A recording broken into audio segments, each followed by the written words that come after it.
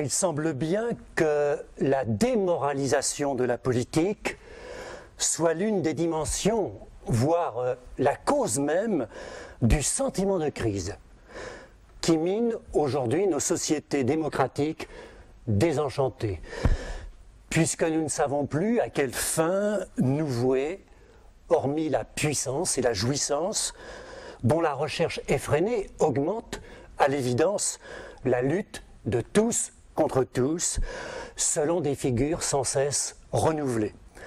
N'est-il pas alors nécessaire de repenser la politique en référence à la morale pour resituer l'action collective, notamment l'exercice du pouvoir, dans le cadre d'une réflexion sur le bien et sur le mal?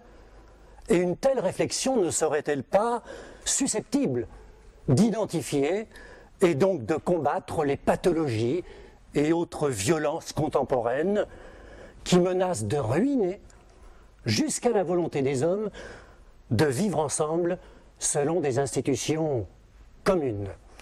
Cependant, à trop vouloir définir une morale pour la politique, ne risque-t-on pas de confondre le domaine des bonnes intentions, la morale, et le domaine des actions justes, ou simplement efficaces, la politique?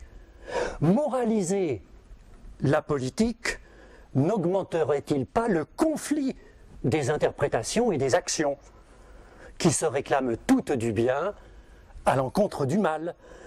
Et donc cela ne redoublerait-il pas la violence qu'il s'agit précisément de réduire?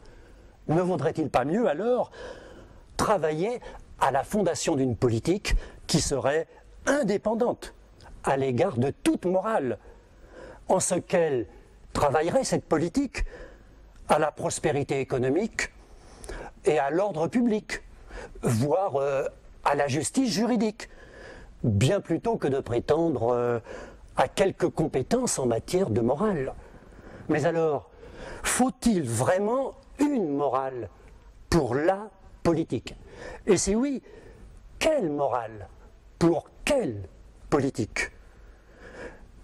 Étant donné la diversité des conceptions et des actions morales et politiques qui nous compliquent singulièrement la tâche pour leur examen théorique, mais aussi pour leur application pratique.